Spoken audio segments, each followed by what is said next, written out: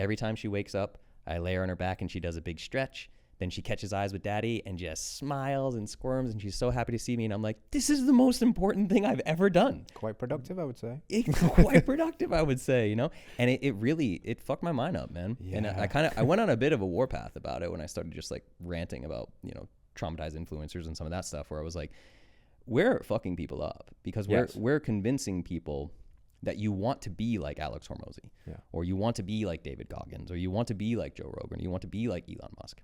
Most people do not want that. Like, that is a very, very dark path you don't want to be on, but they have a lot of fame and they have a lot of money. So they think that you want it. And you go back in time, man, Kurt Cobain, Elvis Presley, Michael Jackson, Amy Winehouse, Justin Bieber, like, just look at what happens in these scenarios. Exactly. You know what I'm saying? Like, we know that it doesn't end well. Exactly. But it's still the ultimate striving thing. And just kind of, I know I'm ranting here, but to kind of wrap this idea up is the video I did about traumatized on influencers, the number one comment, like on repeat, that was like the most like hateful or disagreeing comment I got, was saying that I was promoting mediocrity.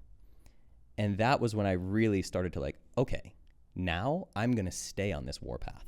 It is very important that I stay on this warpath, because how do you measure a subjective term like mediocrity? So if we take a human that is like cream of the crop, arguably one of the best people at making money in the world, Alex Hormozy, right? We look at the pie chart of what a man is, and there is a sliver that's like money making. Dude, you just broke the world record for like YouTube, made $100 million on a live YouTube. Insane, dude. You're so good at that. Bicep curls. You're really good at bicep curls and chugging protein shakes, bro. That's amazing. Those are two things you're great at, right? All the other things, like I'm really good at playing piano. Alex can't play piano. Is he now mediocre? Right. If we're judging by piano playing, you're mediocre. Steve and I are better at jiu-jitsu than Alex is. If he's not as good at jiu-jitsu as we are, do we call him mediocre? We are dads. He's not a dad. He said publicly he's never going to have children. So if we judge a man by his measure of fatherhood, parenting, he's very mediocre. Like by every metric, he would be considered mediocre or even less than mediocre. But because of money and fame, everyone is measured against that metric. Yeah, right. That's the KPI for being a man, you know? And that really, I mean, it got me fired up. I was like, I'm just going to keep sharing about this because this is, we have tricked people. You will end up in a situation where you're very famous and very wealthy and you are wondering why you feel empty and your nervous system is dysregulated. It is very interesting, isn't it, when you lay it up like that, that's the trump card for some reason. That, whatever that is, a symptom of a spiritual misalignment, a sickness, consumerism gone mad, whatever. But yeah, I say this on the show a lot, but I love it. Success is getting what you want. Happiness is wanting what you get. And I think there's a lot of people in our culture, we've just described some of the names that are highly successful from that lens, at least. Yeah. They got what they wanted. They got the power, they got the money, they got the fame. Are they happy with what it got them? Because there's usually a trail of destruction in the wake of that. Not just the obvious things, like you get to a certain level. Like Joe Rogan, for example, no longer can go out in public without a security team around him. Yeah. That to me sounds awful.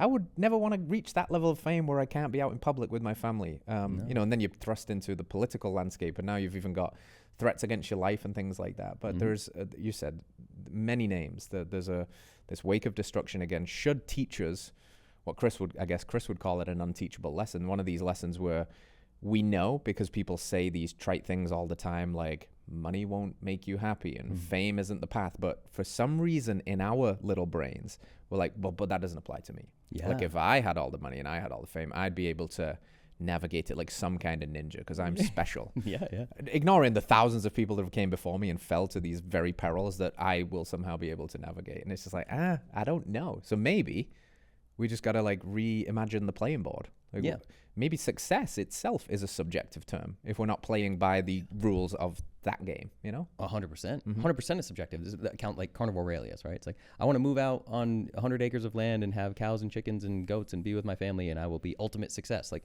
to some person, that is the ultimate success. Yes. That's what they should measure it by, right? That's the other thing too, is when I make videos like this, I'm not hating on these guys at all. They're weirdly perceived to be hate videos, but they're not. It's like their path is a 100% valid path, and I'm glad they found their path. I think that some of these guys that like Alex saying he works 16 hours a day or whatever, he seems to enjoy that, and he seems to want that, and seems to be clear on his vision. it's not up to me to psychoanalyze him and be like, okay, well, this level of ambition comes from trauma. I believe it does come from trauma. I believe his level of ambition comes from trauma. And he's also been very open around his wounding with his parents and his dad. And he thought he wasn't shit in his 20s and all this stuff. He has a lot to prove, right? So do I think he gets to the end of that runway and maybe is still left feeling a little defeated? I think so. And that's okay. That's still a 100% valid path. That's his human path that he's going to be on. But for all the people that don't love business the way he loves it, that don't love working 16-hour days the way that he does, that don't have the same kind of broken relationship with their family, so things like weddings and holidays and Christmas and all these things are more meaningful. They want to have those. They don't want to skip weddings. They don't want to skip weekends with their friends. They want other things. The more that they try to follow Alex's blueprint, the more miserable they will end up because it's out of alignment with who they are. It's not theirs. And this is the hardest thing, I think, as men, and I want to obviously pass this on to my daughter, and I'm sure you do in your kids too, is like owning your own authority, owning your own intuition, like knowing what you want, what your path is, creating your own blueprint that is like nobody else's. This is in the land of influencers and coaches and stuff. There is no competition for Justin Nault. I'm the only one of me. One of one. No one's going to compete with me. No one's going to compete with Steve. It can't happen. And when we look at it that way of like, as long as I'm on my own journey and I stand up and I'm like, this is the way that I'm doing it. This is what makes me happy.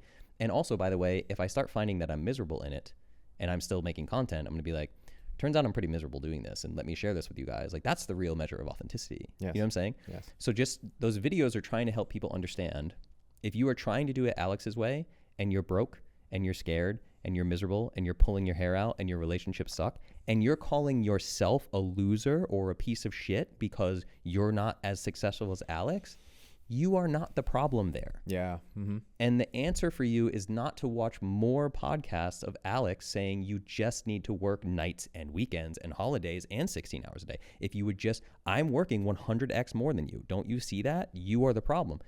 Stop consuming that shit. Yes. Like just opt out of it and you will be happier.